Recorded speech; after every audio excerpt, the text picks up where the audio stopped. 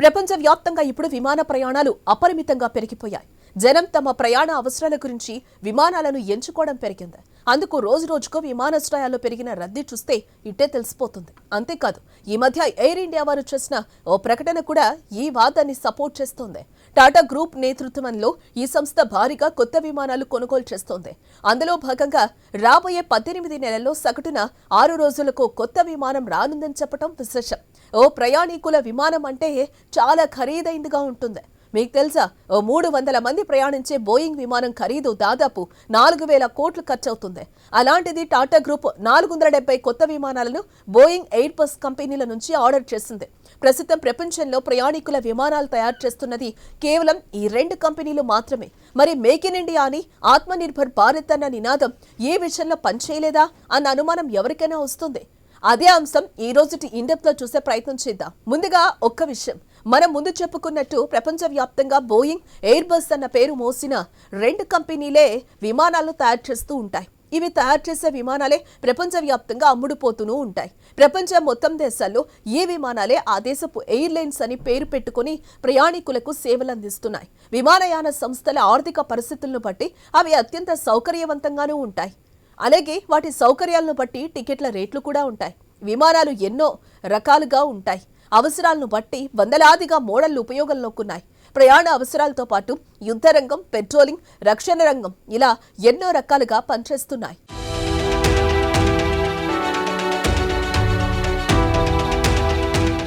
నిజానికి ఏ ఒక్క దేశం మొత్తం విమానం విడిభాగాలను తయారు చేయలేదు. మీకు తెలుసా, ఒక్క బోయింగ్ 747 విమానంలో సుమారు 6 మిలియన్ల విడిభాగాలుంటాయి.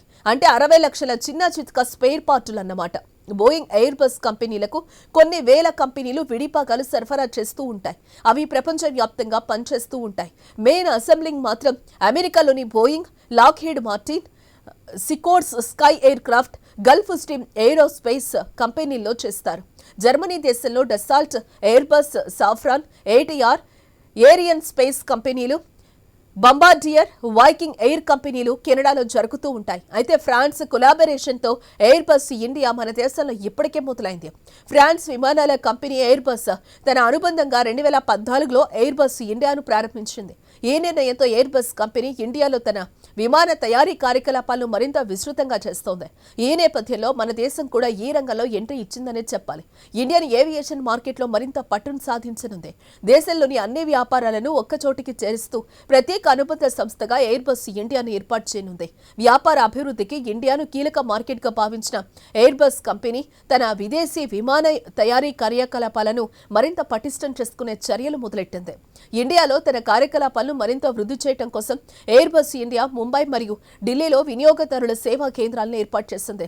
ఈ కంపెనీ నుంచి A320, A330, A340, A350, A380 వంటి ప్రయాణికులు, కార్గో, మిలిటరీ సంబంధిత విమానాలను డిజైన్ చేస్తుంది ఎయిర్బస్. దేశీయంగా విమానాల నిర్వహణ, మరమ్మతు కేంద్రాన్ని కూడా ఏర్పాటు చేయనున్నట్లుగా ఈ సంస్థ తెలిపింది.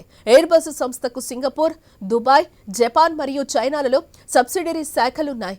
ఎయిర్బస్ కంపెనీ ప్రస్తుతం బెంగళూరులో ఎయిర్బస్ ఇంజనీరింగ్ సెంటర్ ఇండియాను విజయవంతంగా నిర్వహిస్తోంది. ప్రస్తుతం ఎయిర్బస్ కంపెనీ ఇండియాలో 170 ఎయిర్బస్ ఎయిర్ క్రాఫ్ట్స్తో పాటు ఇండియన్ ఎయిర్ క్రాఫ్ట్ సేల్స్ మార్కెట్లో 60% వాటాను కలిగి ఉంది. అయితే ఇప్పుడు మేక్ ఇన్ ఇండియాలో భాగంగా భారత్ పూర్తి స్వదేశీ పరిజ్ఞానంతో విమానాలను తయారు చేసేందుకు అడుగులు వేస్తోంది.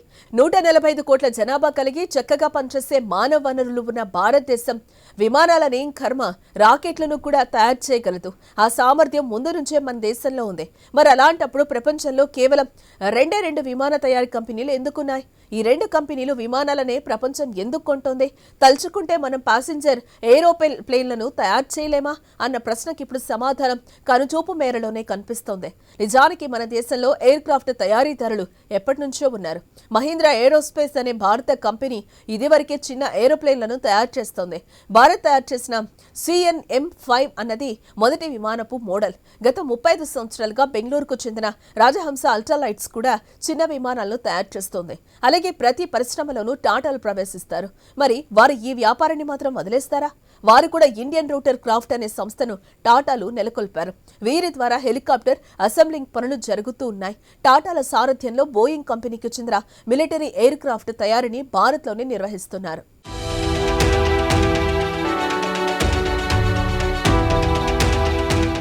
మేక్ ఇన్ ఇండియా కార్యక్రమం కింద బోయింగ్ అనుబంధ సంస్థగా టాటా కంపెనీ డిఫెన్స్ కు విమాన అవసరాలను తీరుస్తోంది. ఈ సంస్థ ద్వారా ఇప్పుడు డ్రోన్లు కూడా తయారవుతున్నాయి. కాకపోతే బోయింగ్ తో భాగస్వామ్యం ఉంటుంది. ప్రస్తుతం మనం ప్రాథమిక స్థాయిలోనే నేర్పు సంపాదించాం. అందుకు తగ్గ ఎకో సిస్టమ్ మన దేశంలో ఇంకా ఏర్పడలేదు. పైగా విమానాల తయారీ అన్నది బిలియన్ల కొద్దీ డాలర్ల పెట్టుబడులు అవసరమయ్యే రంగం. అందుకే బోయింగ్, ఎయిర్ బస్ లాంటి 2 కంపెనీలే విమాన తయారీ రంగాన్ని శాసిస్తున్నాయి. వాటి కనుసన్నల్లో విడిభాగాలు తయారు చేసేందుకు వీలుంటుంది, కానీ నేరుగా ప్యాసింజర్ ప్లేన్ తయారు చేయడానికి ఒప్పుకోవు. ఏదో రకంగా ఎంట్రీ ఇచ్చినా వాటి ఆధిపత్యం కోసం చిన్న పరిశ్రమలు తమ లాబీయింగ్ ద్వారా అంచవేస్తూ ఉంటాయి. మన దేశం నిజంగా ప్యాసింజర్ ప్లేన్లు తయారు చేసే సామర్థ్యం ఎప్పుడో కలుగుంది. తలుచుకుంటే అన్ని విడిభాగాలను దేశంలోనే సమకూర్చుకునే స్థాయి కూడా ఉంది. కానీ రేపు వాటిని విదేశాలు కొనుగోలు చేయకుండా సదరు అగ్ర కంపెనీలు ప్రభావితం చేస్తాయి. ఏదో లోపాలను బయటపెట్టి కొనకుండా చేస్తాయి. ఒక రకంగా చూస్తే మాదక ద్రవ్యాలను అమోడ్రగ్ కార్టిల్ మాఫియా లాంటి వాతావరణం విమాన తయారీ రంగంలో కొనసాగుతోంది. అందుకే ఎక్కడా కొత్త కంపెనీలు రావటం లేదు. ఈ నేపథ్యంలో మన దేశం నుంచి మొట్టమొదటి ప్యాసింజర్ ప్లేన్ త్వరలోనే గుజరాత్ రాష్ట్రం నుంచి రానుంది. ఇందులో భాగంగా భారత్ తన సొంత ప్యాసింజర్ ప్లేన్ ప్రాజెక్టు కోసం ప్రభుత్వం నుంచి గో హెడ్ సిగ్నల్ లభించింది. 70 నుంచి 100 మంది ప్రయాణించగల మొట్టమొదటి ప్యాసింజర్ ప్లేన్ ప్రాజెక్టును కేంద్రం ఓకే చేసింది. హై లెవెల్ కమిటీ ఈ ప్లాన్ ను అనుమతించింది. National aerospace laboratories, Hindustan aeronautics limited సహా పలు ఆర్గనైజేషన్లు ఇందుకు సాయం అందించనున్నాయి. మహీంద్రా, టాటాలు ఈ రేసులో ముందున్నారు.